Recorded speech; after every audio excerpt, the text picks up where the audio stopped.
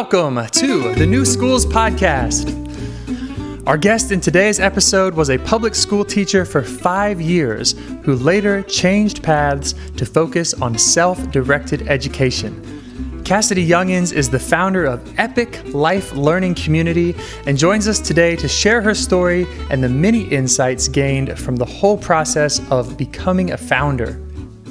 Cassidy's experience with self-directed education started with her internships in spaces like Houston Sudbury School and with North Star. There she was able to see how kids who enjoy more freedom in life and learning succeed. She then founded her own community just last fall in 2019, aiming to have an even bigger impact. And now Epic Life Learning Community is serving kids age 4 through 18 in Carrollton, Texas. What is it about Texas? In this episode, Shannon and Cassidy talk about a child's journey through self-directed education and also their own as adults. We'll hear about the role parents play in education and how facilitators find the balance between too much and too little guidance. They cover strategies that you can apply practically in dealing with all different stages of learners. We hope you enjoy this conversation with your host, Shannon Falkenstein and Cassidy Younghans.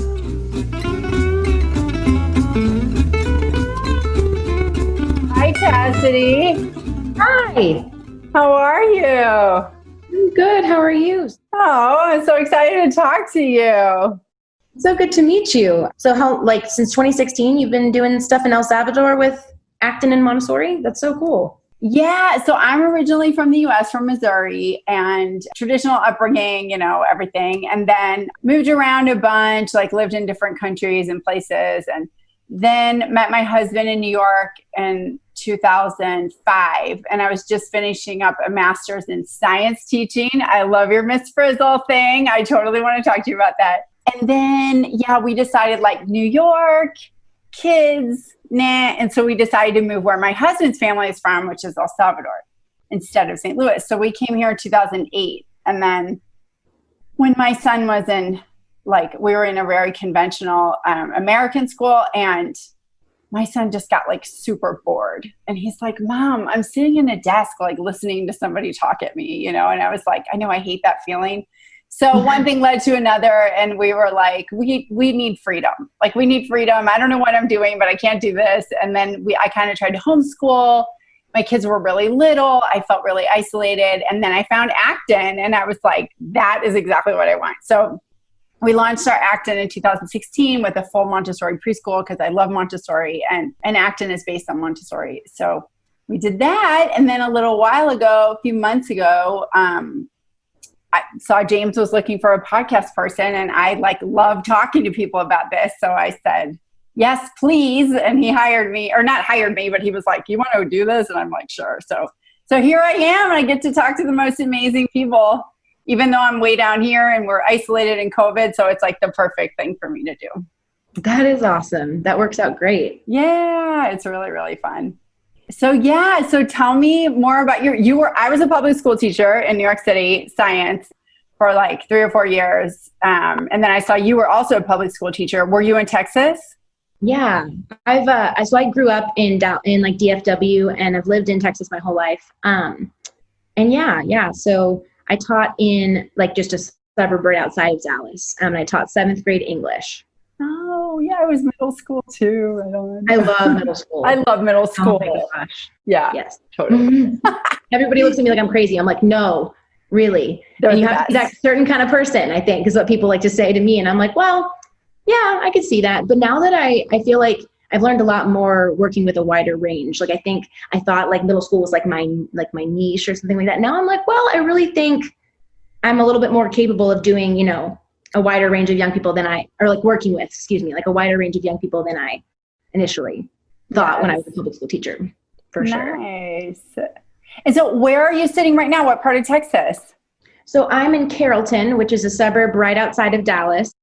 And I'm in the purple room of Epic, which is the learning community. We rent from a church. So we're inside of a Unitarian Universalist church. So we get some decorating privileges, but also, of course, understand that they have like Sunday school and things like that. So we're kind of just sharing space, and that's been like a really beautiful experience because I found that the Unitarian Universalist principles of just being, that search for truth that's your own, is like kind of aligned in an interesting way. So even though we're not, partnering in any specific way, just having a similar idea of like that search for truth and meaning that's your own and no one else can really do for you kind of thing. So it's been cool how that's aligned. I love that. That's really beautifully put. Thank you.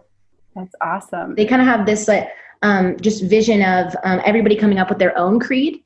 So kind of instead of having like, this creed we all say together, it's kind of like, well, what does that mean to you in your spiritual path? So I kind of see them as like, make your own spiritual path and we can be in community and everybody can do their own spiritual path and learn from each other. And I feel like Epic is kind of like that, but in terms of learning and living, because learning is living is learning and learning is living, but That's really amazing. I like that. I like that alignment. That's really cool. So you say that in your bio that you have interned in various self-directed learning spaces. I know that I think I read that you were in a Sudbury in Houston. Mm-hmm. And what other, just give us like a brief overview, like which learning modalities have you immersed yourself in, and kind of give us like the high points of, what are the similarities and differences between those, just so people get kind of an overview. Yeah. So when I left public school teaching, my whole goal was to visit a couple of different spaces that were, like you're saying, like different modalities, different, a little bit of different frameworks or mindsets of how to support self-directed learning. So the first place I went was Houston Sudbury School. They're incredible. I think I'm not exactly sure. I think they're in their 7th year.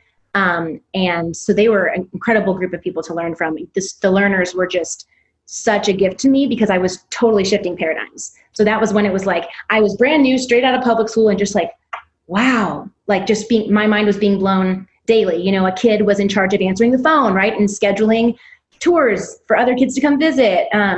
Kids were taking naps during the day, like, doing what their bodies needed whenever they needed to. And it was just like, whoa. So I think the big things that stick out for me about my Sudbury experience were just that it was the first thing that was super opposite of what I'd experienced before. And they have, the democratic process of a one-to-one direct vote. So I got to participate in everybody, whether you're 4, whether you're 18, whether you're 26, whether you're, 35, whatever, you all have one vote when it comes to decisions within the school. So it was kind of like a container of, just a democracy within the confines of Houston Sudbury School. So every policy, every rule, everything that was decided was really genuinely happening in that community. It was really interesting to see that. Tell me like the most extreme thing that you saw voted on in that manner. So we had, there's a couple of different extremes. I guess a financial extreme that I found really fascinating was the school had purchased a car previously with funds from the school. And one of the things that's really fascinating about Sudbury schools is they really have so much control over the budget, right? The learners are really, really a huge part of saying like, here's the money we have, here's the teachers we want to hire with that money, or mentors that we want to hire with that money. Here's who we want to have back next year. Here's who we don't.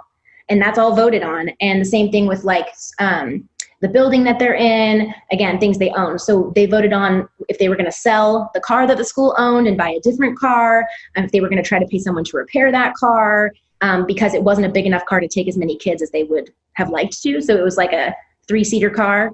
So they were just kind of talking about the pros and cons of selling and that process and who would need to reach out to who. And there was a lot of, some disagreement because some people felt like, well, we should just keep it. And so it was just kind of a back and forth. And then there was a vote eventually. Sometimes it was, we need to go find more information, right? To see, okay, how much is insurance going to cost if we change the car, right? Those kinds of questions. But really all of the people that were in that school meeting asking those questions and going, what do we need to know to make this decision? And then actually allowing them to make it, which I was like, wow. I was still like, you're going to let them decide? Like, that cars are expensive. Like, this is a lot. But it was incredible because like I said, they would realize like, what do we need to know to really make an informed vote? Yeah, that's really like like high stakes, skin in the game, real world. Like, I mean, that just sounds like a great opportunity for learning. Yeah, like this is your community, and all of the things that are in this community are like, we trust you to work together to kind of figure out how to use and what to do with. Yeah, it was incredible. So that was one that really stuck out to me. One I wasn't there for, but I found really interesting that happened after I left was just, it was about a news crew coming in and wanting to do a piece about the Sudbury school in Houston, but they were affiliated with a specific kind of political kind of stance. And it was hard because some of the people that created that Sudbury school were very much not on that political side. Mm-hmm. But they had to be like, whoa, we're the adults in the space. We don't get to just decide. We need to bring it to the school meeting, just like everything else, and really let the kids decide. And so that was really beautiful because I understand people can have like really strong personal beliefs. And when you own a school, when you run a school, it's really hard to not let that seep in at all. But they were like, we're not going to let that happen. We are aware of who we are as adults. We're going to check that really hard and really, leave it to the kids to decide. And the kids decided to have the news crew come and do the story. So, and that actually became part of the Sudbury story they get to tell. It's like, hey, our kids decided this and they felt really good about it. And that's what happened. Amazing. So that was really beautiful too. Cool. And so then what was your next adventure? So, yeah, and it's interesting because none of this was super pre-planned. So that's what I always like to talk about is it's almost like these things just kind of started falling when you seek, right? When you seek and you're like, hey, this is what I'm looking for. Hey, I'm really passionate about this. Stuff really starts to line up. And so it was amazing. I got to go to Massachusetts and live with a parent of one of the learners at North Star, which is 23 years.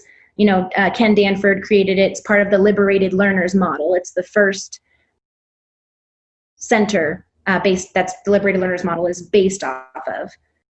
And I was so excited because Ken Danford, Dr. Peter Gray, some of these names that are in the scope of self-directed, I'm like, it's like a boy band to me. I'm like, oh my gosh, I want to follow them to all their concerts. Like, it's interesting how that works. So I was super excited to get the opportunity to intern with Ken specifically just because of how much leadership he's shown in this movement and that he was a former public school teacher. And so he kind of, came from a somewhat like you and I, a similar path of just looking around and going, what is happening?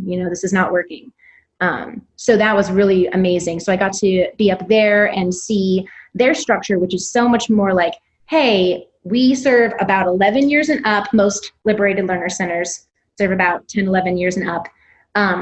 For learners that, the public school is not working for, we provide classes, but they're all optional. There's no attendance requirement. So you can be here one day, you could be here for a half day, you could be here 4 days a week. It's really completely up to you. There were some kids that were taking community college classes some days, and then at North Star other days, there were kids with full internships and they only came one day or had jobs.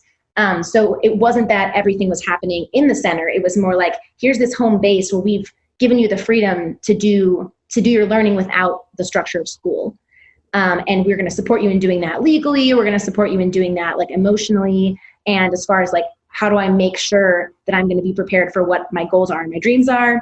But otherwise it's kind of like you have a mentor. And other than that, you're taking classes you're interested in and you're there as much or as little as you want, which was super different and interesting to see than Houston Sudbury School, because that was ages 4 to 18, and North Star was just 11 to 18. So it was a little bit more that middle school group you and I had worked with, and then the high schoolers. And it was cool to see them taking back that ownership of their learning, because a lot of them, what I noticed is a lot of them had started out, the spark I saw in one of your other podcasts, the spark just starting to fade right from them, and then being vocal about that. And then their family is seeking a different option and finding North Star. And so that was really cool. And one of the things that I love about Ken too is his mission is to help kids that aren't happy in school know they have choices. His mission is not to convince you to come to North Star. And so I learned a lot from that, as well as like, you want to be a channel, but you don't want to be like, you have to use my channel. I just want you to know all these things are an option.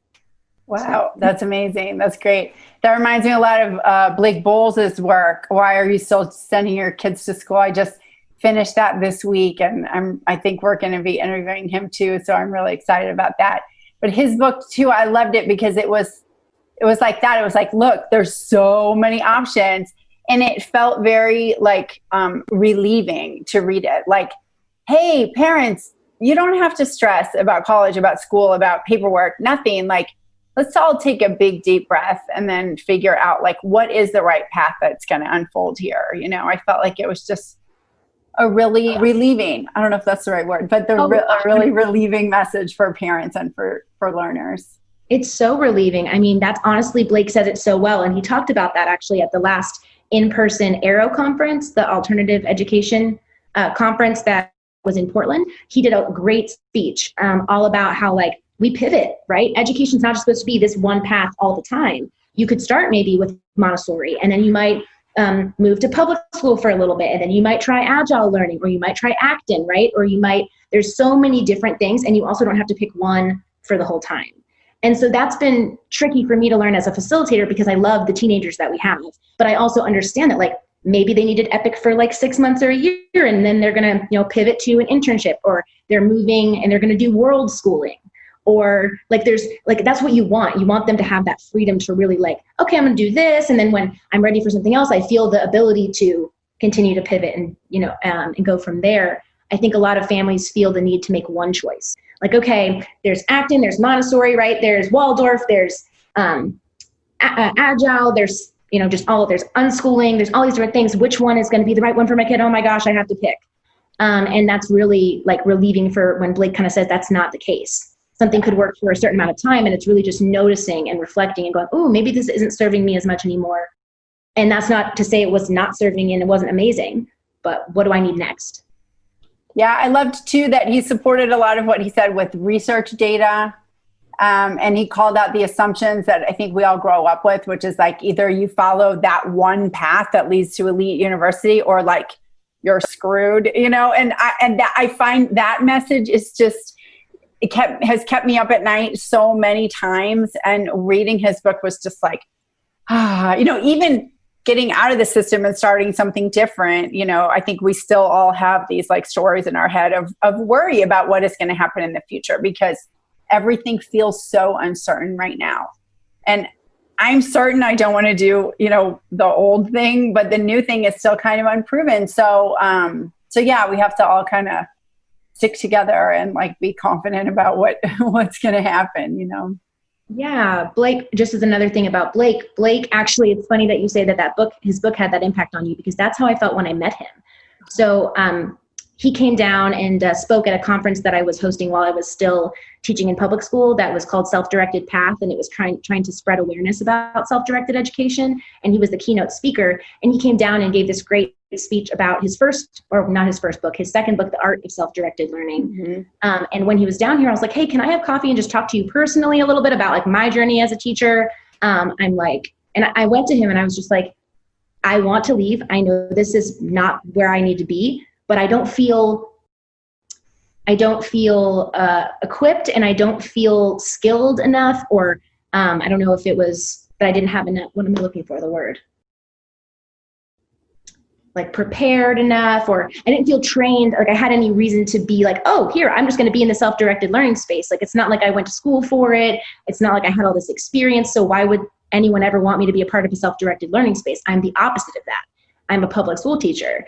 And he was so relieving, right? He was like, the only difference between people, between you and other people is the people that do it versus the people who don't. So like, are you going to put yourself out there and just do the thing and save up the money and go intern and then start something? Or you could be the person that's like, oh, no one's ever going to hire me. I'm never going to be able to start something. So it's just the act of just pressing send and just doing it. It was very relieving for him to be like, you're totally capable. Definitely. And it's all about you wanting to be capable. That's going to continue to make you more capable. Definitely. So that was huge. Yeah. At Acton, we really, I think like when we grew up, I don't know how old you are, but when I was growing up, the narrative was like, work hard, work hard, work hard, work hard. One day you'll be successful. And successful meant money. So that was like what we were growing up with all the time. Not a very inspiring story, not always true. And so Acton, one of the things that I love the most about it is the model of the hero's journey archetype.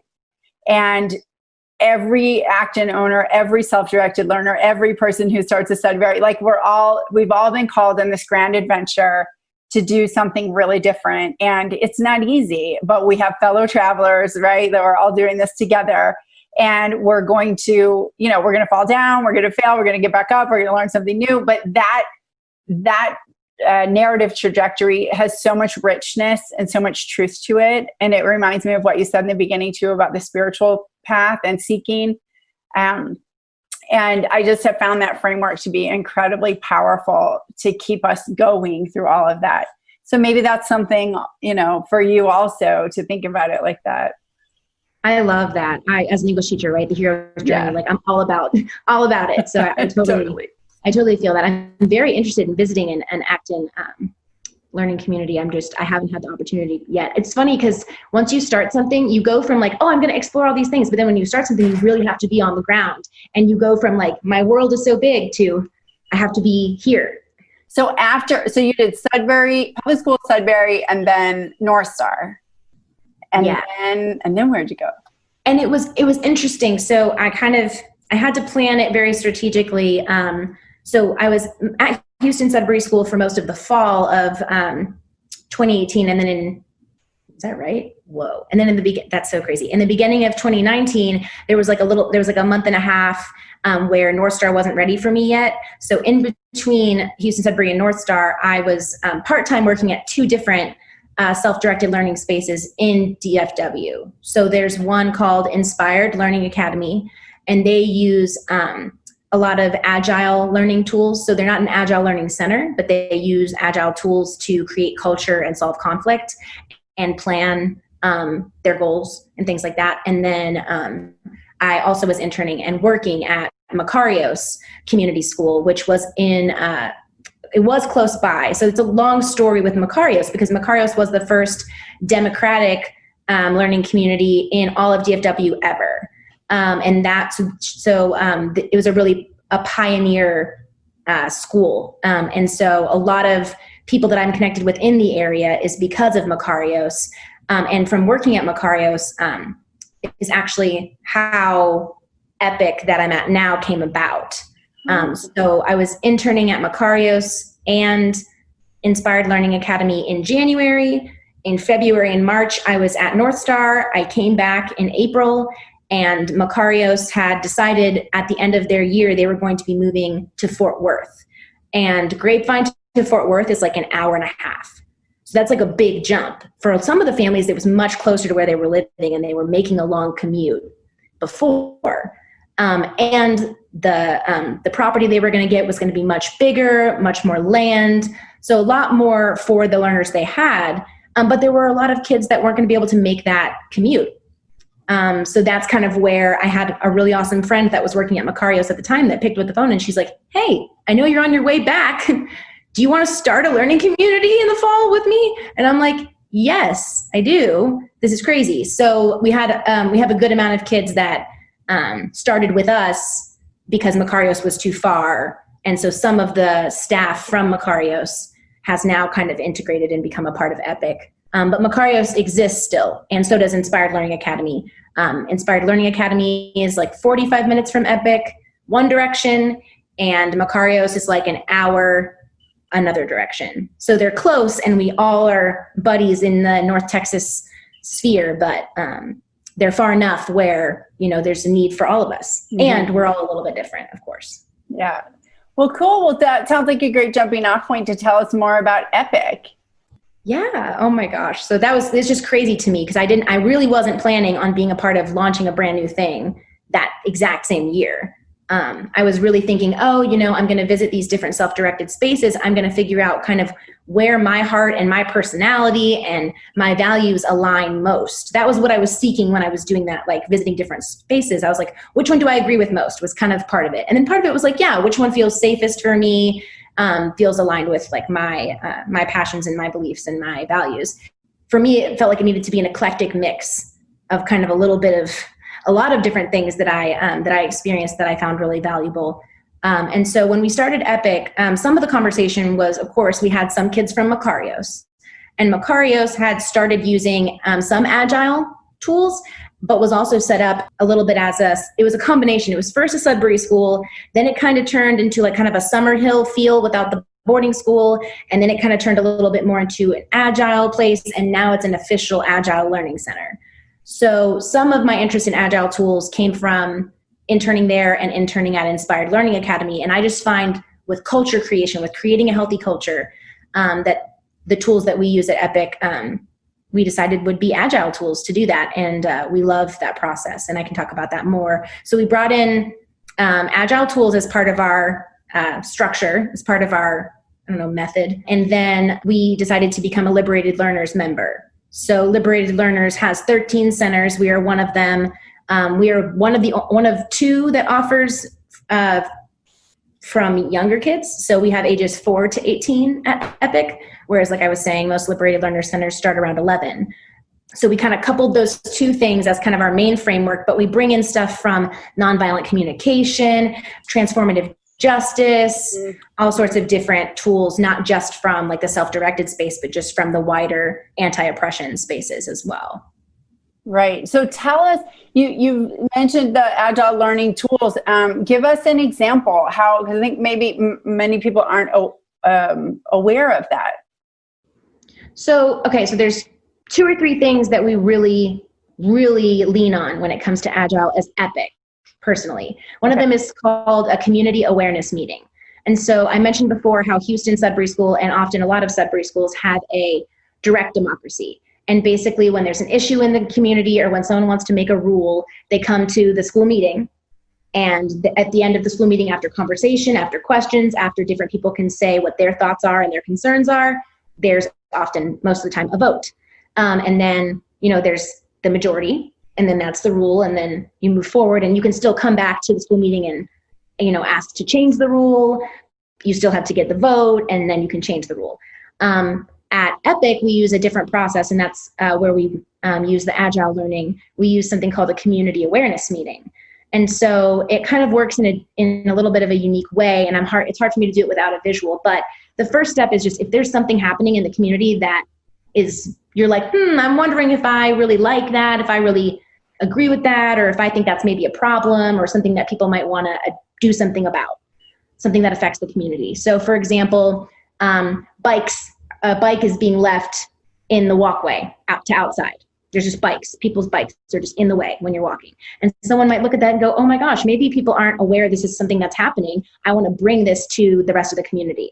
So then you literally make something called an awareness. So you take a sticky note and you put it on this board that we have and you say, I'm aware that this is happening. And you try not to use specific people's names and judgment words. So you just say the facts, right? There are bikes in the walkway of the Epic entrance. So it's like observation based. Yes. Exactly. Okay. And it's non-judgmental. And then does it also have like, and therefore I can't get outside, or like I tripped over it or something? Like what's like the problem?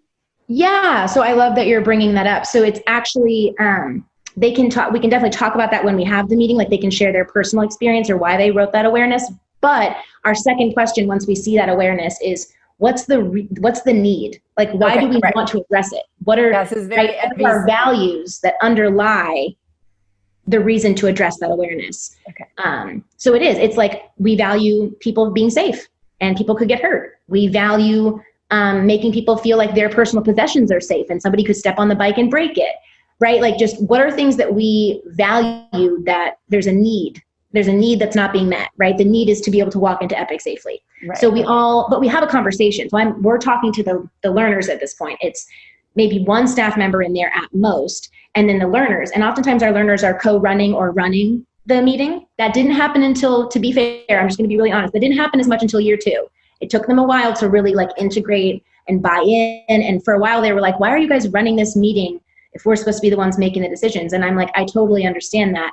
And it's hard because there's still that adjustment period of how does this work? Right, like modeling how to do it. Exactly. And so now they've really started taking ownership and they want to lead the meeting, which is amazing. So we have the awareness of, there's bikes in the walkway of Epic. Okay, the underlying need might be, we want to make sure kids are safe and nobody's falling over, parents, right? It might make them feel uncomfortable or not know where to walk. whatever the underlying need is that we've decided, and we just talk about it as a community. We just share out loud what we think. And then we go to, okay, let's come up with as many ideas as we can. We're not going to be in a critical space. We're just going to be in a brainstorming space. Ideas that something we could do to address the awareness. So it's not to fix the problem, it's to address the awareness. Okay. And so you just brainstorm a bunch of practices, right? So it might be, we don't allow bikes at Epic anymore. It could be right? It could be anything. If we see a bike in the middle of the walkway, whoever sees it first needs to move it.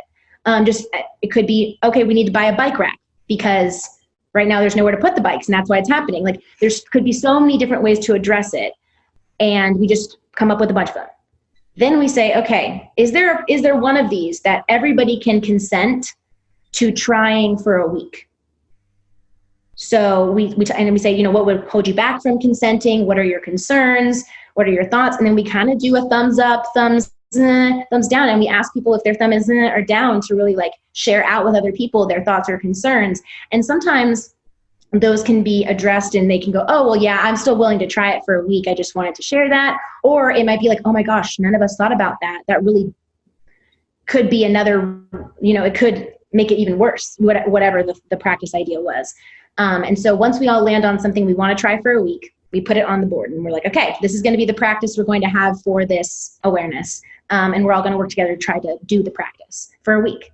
And then we come back to it and we say, hey, how's this going? Do we want to iterate? Do we want to pivot and try something different? Is this working pretty well? And we want to keep trying it. And then eventually what's cool, because I never knew how this was actually going to happen in person, was that eventually they just become norms. They just become like, this is what we do. That's just what it just becomes. This is what we do. And it's kind of like when I'm driving now as an adult, some of it's autopilot. Some of it's just like, this is just what we do. Yeah. I don't have to think about looking at my mirror. I don't have to really think about, putting my seatbelt on.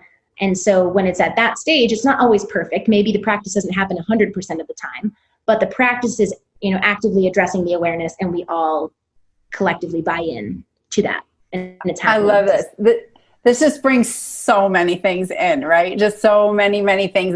The focus, I love the focus on process over product. I love the focus on non-judgmental. I love the focus on problem solving.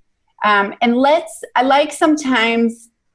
our podcast is really aimed at families who are frustrated with the current system, but they're like, I don't know what to do, and I'm kind of scared to make a change, and what's out there. So can we just walk through kind of what you just said, but looking at like, how would a problem similar to that be resolved in a public school or in a traditional school? Yeah. Wow. Yeah. I think about so many of those things in that way. One thing would just be like, we wouldn't be asking the kids what they think, right? We wouldn't be saying like, hey, this is a problem that really relates to you, right? These are your bikes. This is your learning community. What do you think? It's like, okay, here's the problem. Here's our grand solution as adults. Here's the solution. And usually it's a pretty hard and fast rule. And oftentimes it's something that continues to oppress, right? So it might be no bikes, right? No bikes, or you get a detention if your bike is not in the bike rack, or it becomes very, like you said, like punitive, Yeah.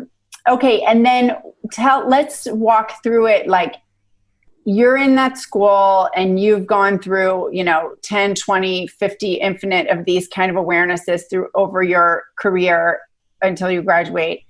How does that prepare you for the real world, or how does that enrich your life in the future? Or how is that a benefit to you, having to go, having that process in your school?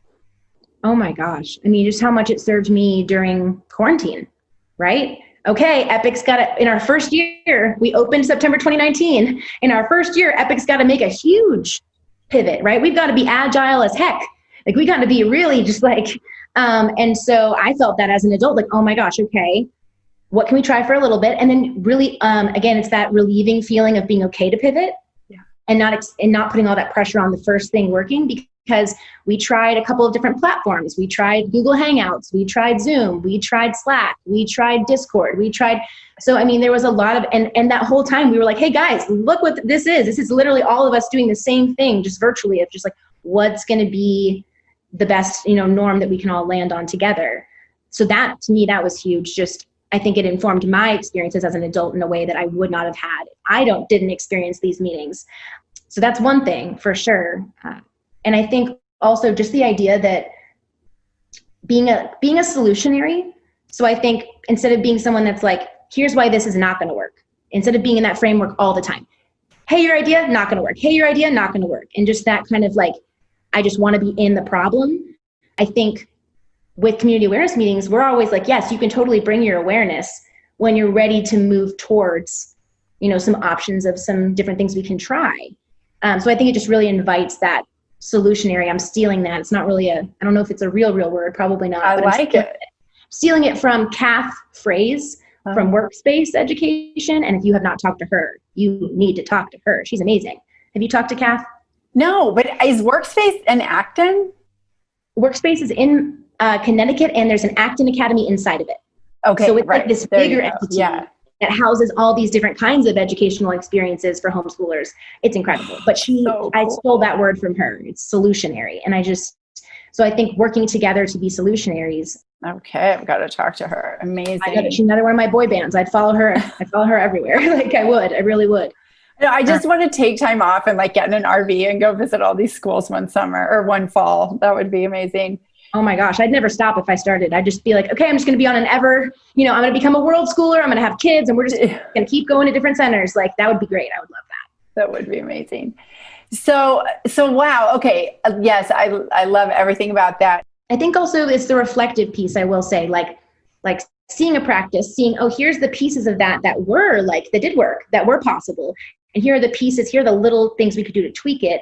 Or, wow, this really didn't work like we thought it was going to. Here's why. And here's how that's going to inform how we pivot. Yeah. So we do a very similar thing called town hall. We have a town hall once a week run by the students. Same thing the first year we had to kind of like prep it and prime it and show, how it was done or invent how it was done and model it. And then of course now the students have just taken that process over and improved it over time to how it works for them. And it works great. They have a council, but still we do have learners who are in that I can't mindset, or they'll go home and say, I'm not, I don't like the food or something. And then the parents call us and they're like, my son doesn't like the food. And we're like, yeah, has he brought it up in town hall?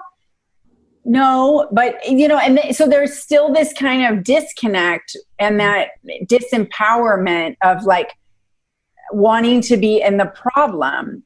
Do you find this also? And if so, what strategies have worked for you to help move learners out of that disempowered space?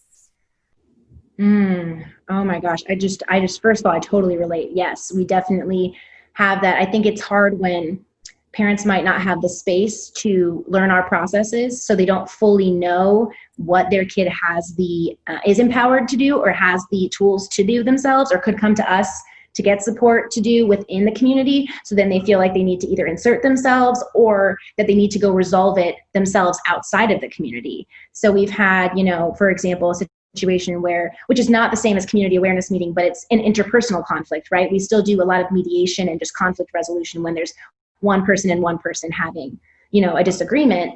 And we have processes of how we do that. And, this one parent was like, no, I can't wait for your process. I'm going to call that mom right now, and we're going to put everybody on speaker and have this conversation.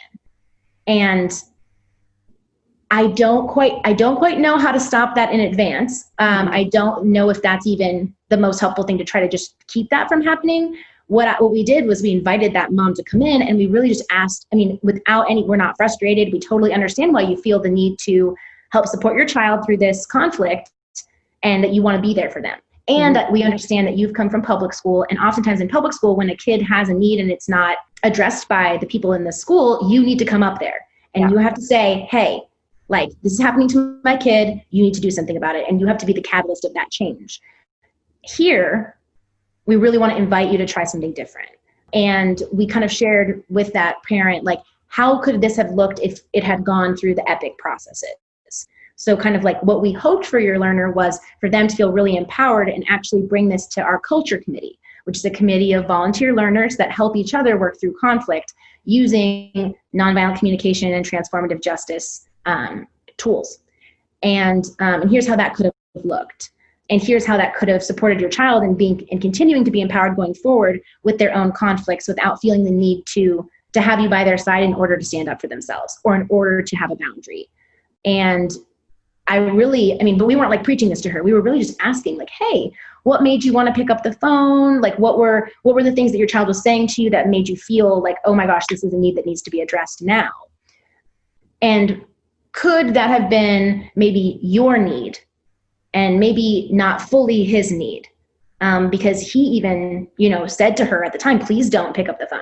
I don't want to do this. It's not how I want to handle this. And then we did see there was a lot of like shame feelings from both parties after that phone call. So there was also that we could kind of reflect back as, hey, like both of them, we notice are really carrying themselves differently. It doesn't seem like it's been restored between them. We're noticing that. What do you think about leaning into some of our processes? And are you open to us maybe sharing a little bit more about what those look like right now? So it's really just slowing down and saying like, hey, where were you at that time? Because so many of us, it's like, we're just triggered as adults and we're just like, we got to come in and be the savior. We've got to fix this. We've got to make this better. We're going to make this right. And it's like, yeah, right. And like ground down into like, hey, like trust takes a long time and relationships are hard and conflict is hard and it's not comfortable. So get comfortable being uncomfortable because we have hard conversations here. Yeah. Wow. Cassie, I have to tell you, like, I've been in those situations and I've never handled it with the grace that you just expressed and the way of speaking in a way that you made me feel absolutely no defensiveness. And I felt really, like putting myself in the position of the parent that you were talking to. So just your choice of words and your tone and your kind of internal stance, I felt was a very safe place for people to like self-reflect, because oftentimes in those conversations, it becomes impossible to self-reflect because you're busy defending. Do you feel like that comes from you naturally or from your, the way that you are, or did you learn how to be like this through this process? I definitely learned it. It is not natural for me. For me, I'm a make it happen.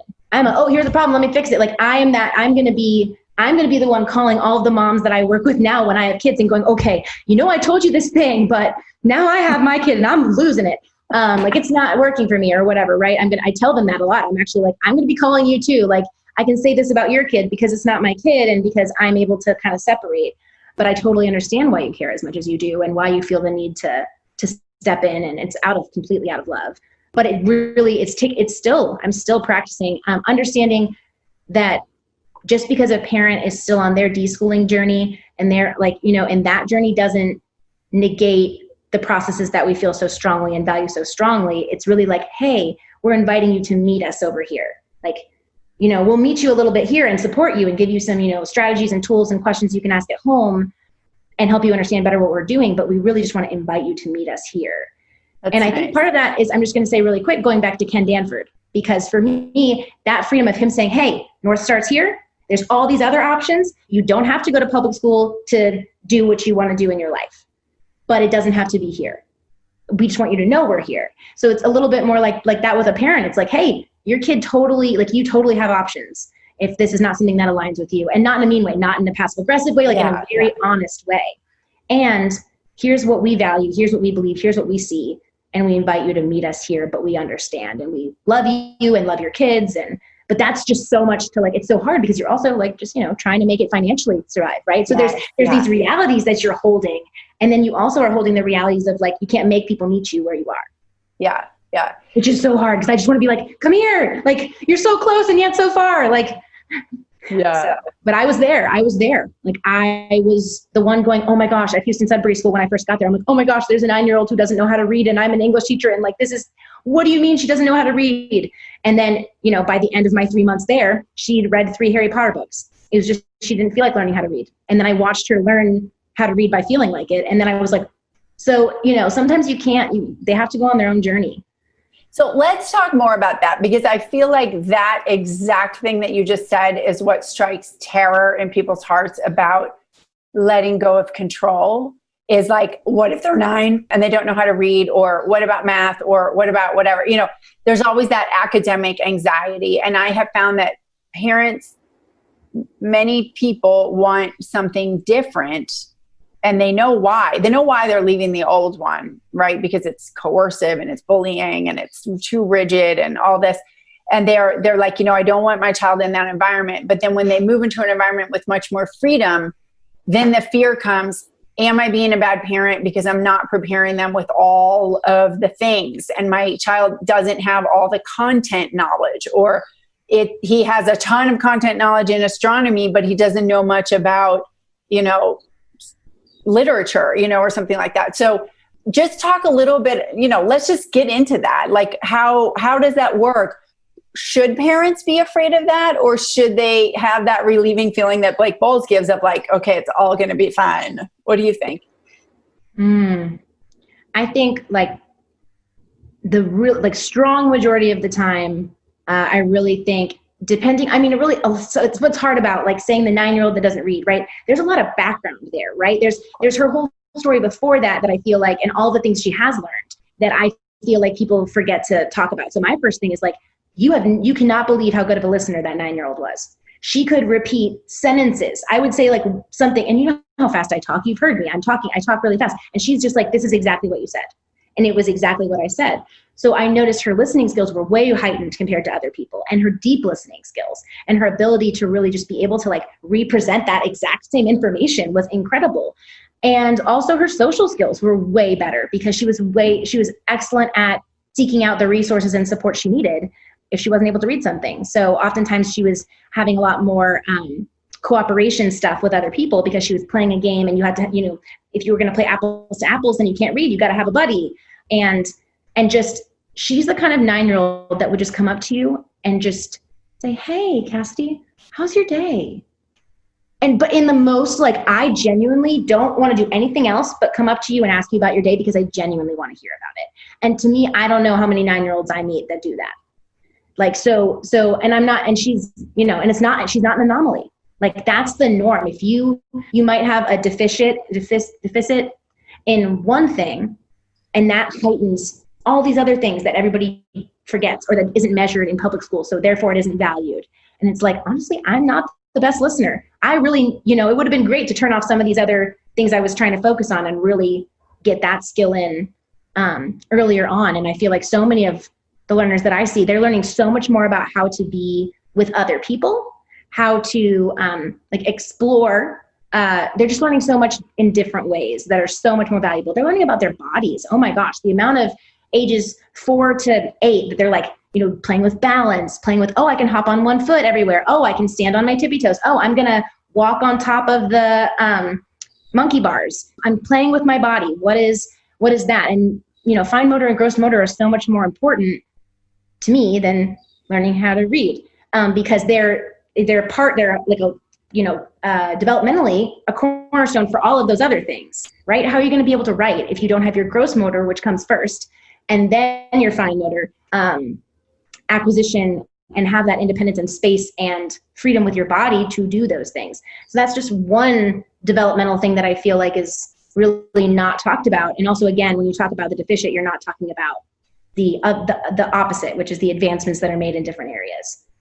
Mm-hmm. That's one thought that I have about specifically reading with that 9-year-old. And I would also say, I'm just repeating Peter Gray at this point, but I would say kids understand tools of the culture. It is a tool of the culture to read and write. It is a tool of the culture. I remember they told us when we were growing up that we weren't going to need to type because eventually it was going to be speech to text. And I'm like, yeah, but I still type like crazy and I still need to read and everything. So yes, like you can talk into your phone, but at a certain point, you do need to be able to fully read and write. And so kids start usually by that, right? I notice a lot of our kids are able to use technology and things like that to support them in pursuing their interests without necessarily having that skill of reading. And then they just learn it when they feel like learning it. Yeah. And so tell us more about how the academics work there. Is there a curriculum? Is it free form? Are there certain minimum requirements? Like at Acton, there is a reading, writing, math curriculum that has to be followed. Everything else is project-based learning. And then you can choose, of course, like you're really into something, go for it. What is the, I get there, like, what am I supposed to do as a student? Mm-hmm.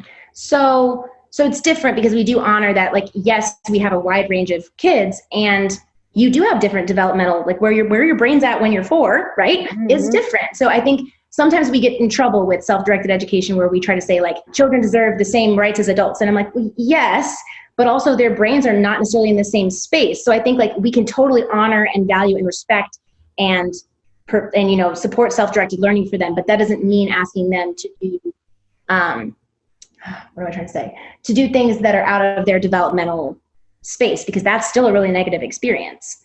So we try to support them in a way that's best for them for their age range, but we don't make hard and fast lines. So we kind of separate it into programs, is what we call it. And we have foundation, which is kind of the 4 to 7, 8, 9. It's like really loose as far as the transition. They transition into exploration when they feel like they're ready. And exploration is kind of that middle group. So like 7, 8, 9 to 10, 11, 12. If you're a super hyper boy, maybe 13. And then the direction kids, which are the oldest, like 12, 13 and up to 18. And those are more for families to understand kind of how developmentally, if your kid starts here at 4, how are they going to like move through if you want that and if they want that. And in foundation, we kind of have optional circle time where we talk about, like, what day is it today? What day was it yesterday? What's the weather like? Let's read a story together. But all of that is opt-in. We strew resources, right? We might have some games that are like a little bit math-based or a little bit reading-based, but that's all like you can engage in those, or you can choose to play outside. A lot of the younger kids' focus is on play and creative play, and we're all about that. So we're just like, in that age, if you're just playing and outside a lot, that is exactly what you should be doing. And so the only times that we offer like one-on-one reading, like support, and that can look however the kid wants it to look. So there's not a specific curriculum that EPIC has created. It could look like, oh, you're wanting to, work on math. We could use an app like, Khan Kids or Prodigy, or we could actually like print out a worksheet, or we could get some manipulatives, or we could play a game. Like there's all sorts of different ways we can sit down and do reading or math together one-on-one. And just giving the kids options and then trying different things with the kids and seeing what resonates with them. So we offer those things, but none of those are like any kid has to come at a certain time. It's just like, hey, Yona, you expressed an interest in reading to me last week when we were chatting. Do you want to come do like a reading one-on-one? And he can say no. And if he says no, great, thanks, see you later. And you can go play, whatever. And then you might ask somebody else that has expressed an interest. Mm-hmm. But we don't directly say, hey, here's the reading curriculum and this is when we're going to do that. For the younger kids, same thing with math. So it's really just more exposure and one-on-ones if they want it. With the middle group, it's really about exploring, right? Exploring all of the different things in the world and seeing what are any of these things and what things am I compelled to maybe learn a little bit more about. So they create a group of interests together. So the group of exploration kids is like 8-ish kids. And they just talk about, okay, what are things we're interested in? And they make a list. And then they talk about, okay, what are the common interests? So they make a list and then they go and they put check marks by the ones that they're interested in, and the ones that almost everybody is interested in, they take a little bit of time as a group to explore together. And then they have time to explore different things independently with support of a mentor. And then in the older age, it's very much like liberated learners. So, and also just to say, also at EPIC, there's classes happening all day. So there's offered classes, they're all opt-in. Some of them are more for the older kids, but a lot of them are for all ages, or, a mix, like gardening, right? You could be 18 and never have done gardening before, or you could be 4 and never have done gardening before. So any of those kids can go to that. But the classes for the older kids are in the morning that are like more like, like physics and anatomy, and some of those that maybe start to help build a homeschool transcript. And that's a taught class. It's like direct instruction.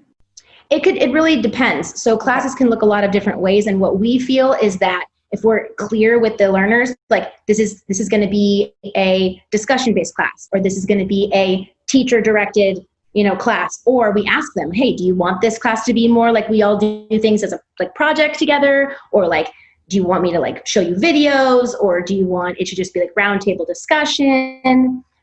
Do you want to go out into the world and, go when we go foraging, instead of having foraging class in a room, you want to go out and forage? So we just are really clear with the learners, or we ask them what they'd prefer, so that when they're making the choice to be a part of the class, they know what they're going to be, walking into. And we rotate classes, and we choose the classes based off learner interest. So we're always asking, hey, what do you want to explore? What kind of class, what kind of thing could we offer that would be interesting for you? And so we're always changing and updating the classes as new interests emerge. So we have a new interest. Some of our teens are really interested in mechanics right now. So actually, to my benefit, which is super wonderful, there's a mechanic that's coming to our learning community, and they're actually working on my car. Hey, cool. So that's been really cool. I'm like, hey, thanks for changing my oil, guys. It's been so cool. So a new interest emerges, and we find a way to, pop up a class for it, either from someone in the community or someone outside of our community that's, in our network sphere of awesome people. Great. So I'm assuming that the learners maintain the space. They do the cleaning, they do the cooking, they do clean up that kitchen and everything. They eat there, make their own food there. Yeah, a lot of them make their own food. We definitely have certifications. So from Sudbury, I really learned a lot about, if we want kids to use tools of the culture, we also need to help them feel capable and know, not to put foil in the microwave, which as an adult I've done. So I'm not saying because they're they don't know and they should know. It's really because everybody kind of might need some support with some of these tools, right? Before I'm going to use a pocket knife, I kind of want somebody who knows how to use it to walk me through, how to use it correctly, and then how to put it away correctly, and where to store it safely. So we have certifications for the oven, the stove. We do have one for the microwave, because we got 4-year-olds that are like, I'm cooking my food in the microwave. And so we want to make sure, of course, that they have a good experience with that. And then we have certifications for our musical instruments. So we have, a couple different guitars, we have a drum kit. And so different things like that maybe that are tools we want them to be able to use, but we also want them to have support and understand kind of boundaries and just what to do and what not to do, so you don't blow up the microwave kind of things. That's great. And we walk them through those, and then they sign okay, I'm signing saying I agree to follow, kind of these procedures for this device that I'm using. And then they just cook up a storm. They're in there making pasta. We also have culinary arts class, which has been so cool, because we have a chef, a professional chef that's coming in and doing really hard cooking with them. Not just oh, we're going to just bake cookies, it's long process. No, we're going to make the pasta from scratch. We're going to make the sauce from scratch. And we got 6 and 7-year-olds in there just making the pasta, Nice. We did that with Starter last year with a woman who had done fermenting at the fermentation lab in Berkeley or something. It was amazing. It was so amazing. So great. That's so cool. So tell me, how many kids do you have currently in your school? We have 21. Nice. And how much is tuition for parents? So we offer financial aid through FACTS. So the full tuition is $9,500. We try to, especially in the area, we look around and we say, okay, what are private schools in the areas charging? We definitely want to be significantly lower than that if possible, just because we understand, we want to be accessible. And we also still want to really support our facilitators in sustaining this work, because I know from my experience in different spaces that it's not sustainable if you're not making a living wage. It's just not. No. You can love it all you want, but just in a way, public school, in a way, you can love it all you want, but if it's not meeting your basic human needs, it's not going to work. Yeah. And you're going to burn out. So we definitely value that. So we do have a level of aid we can offer. There's only a certain percentage that we can offer a year. And so we're kind of strategic about how we do that. And we are open for enrollment throughout the year, but we don't always have financial aid left. Right. If that makes sense, after we've allocated it. But we do have families that are coming for significantly less. Okay. Because of their needs, of course. And how, so are you now, because you and your friend founded it? Yes. So me. And are you in the classroom? Sorry. No. Yeah. No. Yes. There were 3 of us that really came together. So I can back up a little bit more about Macarios. So Kristen and I both worked at Macarios. Kristen she graduated with a degree in child development. She's incredible. She now works for Galileo. I don't know if you're familiar with them. Yeah, they've done some really cool stuff with the Homeschooling Global Summit and things like that. And now they're like a self-directed space virtually for the world, right? So she's now a part of that, which is incredible. And but last year she was the one that gave me that phone call and was like, hey, you want to do this thing? And so it was me, her, and then Kelsey, who was a mom of some of the kids at Macarios that weren't going to be able to move. And she was also like the generous person that gave us the funding up front to kind of launch Epic for her kids, and of course for like all the kids that wouldn't be able to go to Macarios an hour and a half away. So she's been a huge part of this as well. And also just to say another reason why I'm like I feel more equipped, and I feel like I've had the practice of working with parents because Kelsey is such a wise, like unschooling mom. So she really has been through so much and has learned so much with her own kids and is really able to speak to me about that experience in a way that helps me understand more and also be a support to parents in addition to, us as facilitators that aren't parents, so that she can really say, yeah, like as a parent, I've struggled with this. And as a parent, this is what I invite you to do. So she's incredible as well. And she's, a former yoga teacher. She's an author, just an incredible person. So she was a part of this too. It was the three of us that started it. And her husband is also on the board and extremely supportive. So Great. That's been great. And now it's me as a facilitator, and then Sam, who she's got a master's degree in social work, and she's really, really versed in transformative justice. So she's like our mediation go-to amazing guru person for that. And then we have Ian, who is the one I was talking about foraging. He's Mr. Nature Man. He's incredible. And so great with kids. So it's the three of us that are here every day from 9 to 4, from when we open to when we close. And then we have one or two part-time people that come and offer a few classes here and there. And then of course we have people coming from outside to do like one-off classes or mentoring or a workshop. Right. Nice. Okay. So I have two questions that I always ask. Number one is, if you are imagining that parent out there who is sick and tired of the old way and wants to do something new, and they're standing at that precipice, but they're really afraid, like what would be your counsel for them? Well, it depends on if their kid's a little bit older. I would say there's nothing your kid can do with school that they can't do without school. So it doesn't close any doors. So I think that's one of the biggest parent fears, including university. Exactly. It doesn't close any doors, because you really always are worried what choice am I going to make that's going to close off one opportunity for my kid? Mm-hmm. Because as they're getting older, you want all the doors to be open for them to really step into what they want. And so that, because as a parent, you really do want them to be doing something that makes them happy, but it's hard not to conflate that with success and money and all of these other things. So I think just reminding them that exactly, university, if not, the door opens wider, in my opinion, I'd argue. Because you're a more unique applicant, you're oftentimes like way more passionate about specific things that you can talk about in a deeper way. So I think if anything, more doors open, but I feel like that would give me a lot of peace if I knew I wasn't closing any doors. I wasn't changing any opportunities for my kid by making this choice with them. Because oftentimes, especially when they're getting into that middle school or older age, it's a mental health thing.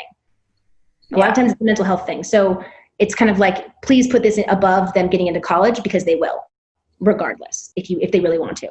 And don't you find too that so many learners go to college because that's just like the next step, but they really don't have any idea what they want to do.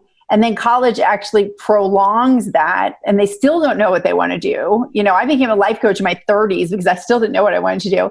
And I had done so many different things of exploring, which was a great life. But I feel like, maybe those college dollars were kind of a little bit wasted. So if a student really knows him or herself very deeply and understands this is what I'm passionate about, and understands kind of the somewhat permanence of that passion, or at least your kind of proclivities, right? That you're going to choose a path, college or not college, that is much more aligned with who you really are. And then you're going to be building on that 10,000 hours to become a master of what you're doing, and to become, to have success, but in something that is really on your terms and what you really love. So I love that. I think that's going to make parents feel really good. I mean, just as someone, like I'm 29 and so many people I graduated with, right? Like, I mean, not to be really sad, but I mean, it is sad. Like, they don't know what they love. They don't know what they want to do. And they still are going around kind of like purposeless a little bit, oftentimes doing a job that's like just like a side job because they really haven't been able to still tune back in to that really intrinsic, like, what is your heart? What are you here for? What does your heart want? What's going to bring meaning to your life? But you've been so separated from years and years of public school saying, oh, your passion's not important right now. Put your hand down. Not important right now. Put your hand down. We're talking about this. Oh, cool. You want to bring up zombies? Not right now. Like, right. And so I think we've just learned to stuff all that down so deep that we can't even find it. And we're like digging and we're like, we really want to find, like, I see my friends like trying to dig really. And that's really tricky. And I think back to kind of just what you were asking earlier about the community awareness meetings, I think that's another big thing is, yes, this is the practice I want to do. Yes, I want to go on this path and do this career, but also let's talk about the research that says you're going to do more than 5 of these different careers. You're going to pivot at least 5 times. Yes. So I think it's all it's going back to the hero's journey, right? It's all part of your path. So like what instead of like, what do you want to do for the rest of your life? It's what do you want to do for the next like 2 to 3 years? Like, what do you want to dive deep into and really just live in your heart and in your joy? And then from there, oftentimes things just start unfolding into the next thing. So it's funny because yes, I feel so much like my degree, the money I spent on my degree was wasted in some ways. But in other ways, if I hadn't gone through that, I'm going to be the traditional teacher and I'm going to save the world and I'm going to make a difference and kids are going to be better because of me and all these things. And then went through that and lived it and said, oh no, that's not what's happening here, right? I just wouldn't be where I am now. So there's part of that that's like, you just have to start to trust your own process. That's really divorcing from school, right? School is saying, don't trust your process. Don't pee right now. It's not time for you to go to the bathroom, right? Like I can't even trust my own bodily process. Like what? Right. Yes. I love that. So, okay. I always ask this too, and it can sometimes be a challenge. I find that humans really resonate with metaphor, and that I've always struggled to come up with a really great metaphor for this kind of unschooling, deschooling, free schooling versus traditional schooling. So if you were to create a metaphor, comparing those two things, what metaphor would you come up with? Well, the first thing that's coming to mind, and it's so vivid for me because it was a picture that was drawn on my whiteboard when I was in public school.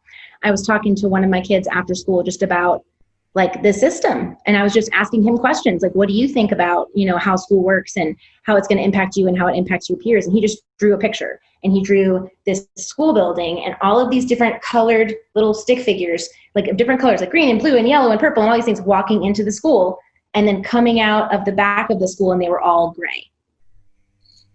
Yeah. Right. They were coming out like almost like the other side, right? After the school process. After the factory. Right. They're all like, and it was just the like, same mold.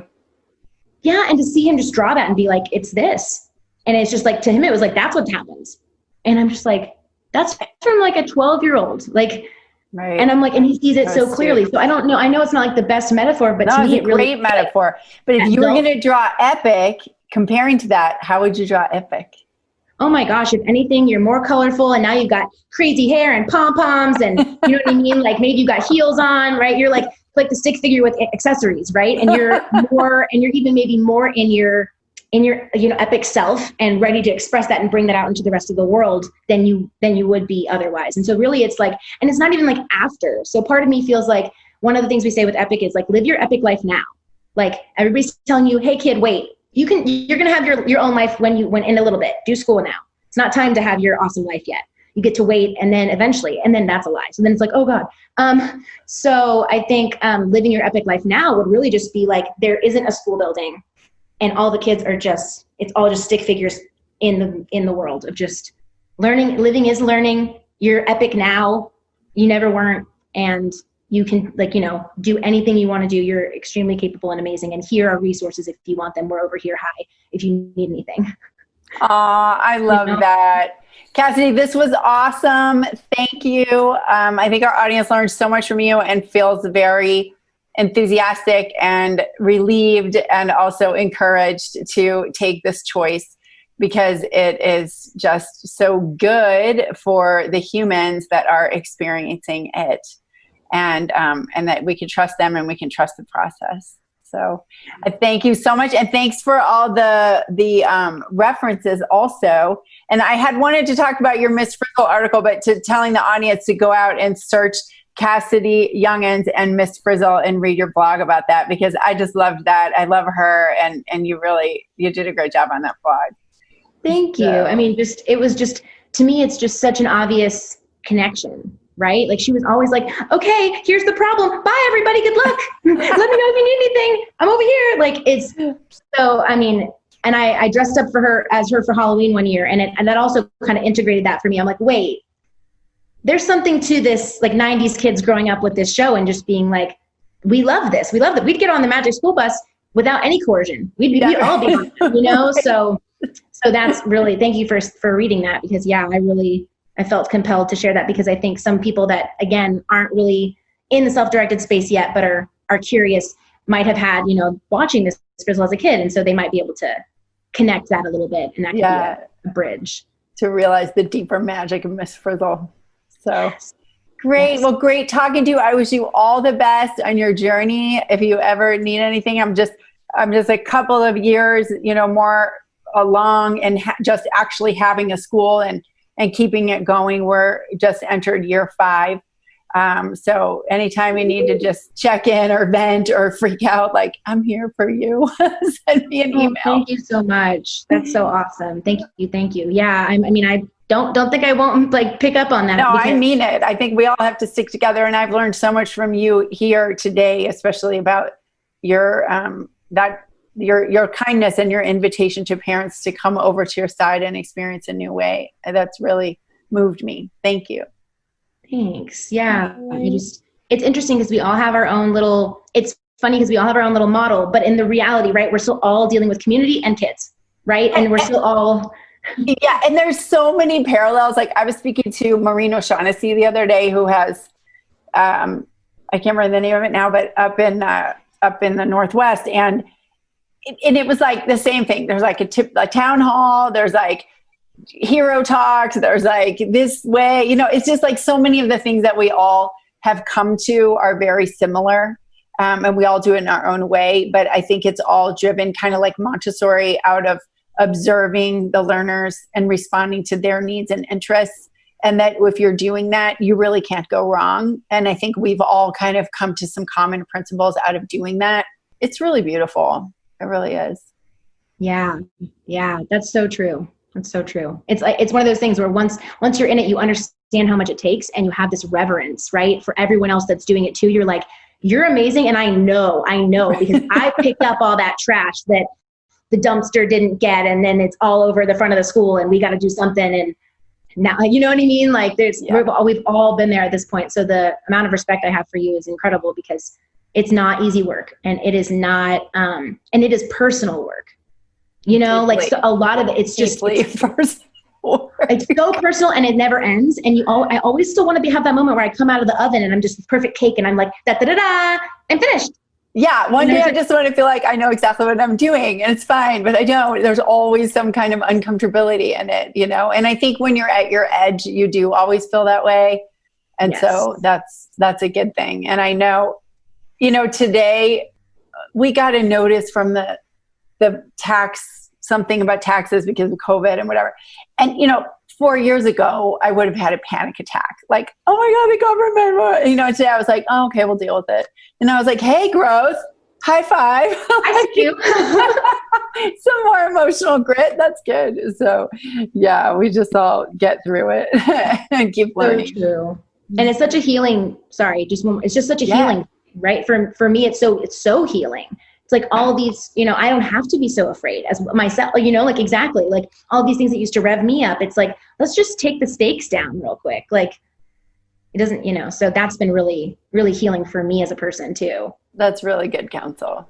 It is really good counsel. And you feel, the money thing is scary. Like especially COVID, like we lost a lot of students, and, it's like an existential threat. It's hard. And you have to keep every day, we're not even going in. We're still on lockdown in our country. So we can't even go in and see our kids.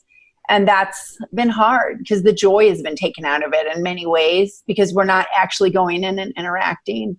So it's a hard time right now, but this podcast keeps me going because I get to keep interacting with other people that are really enthusiastic and talking about it. So thank you. Thank you.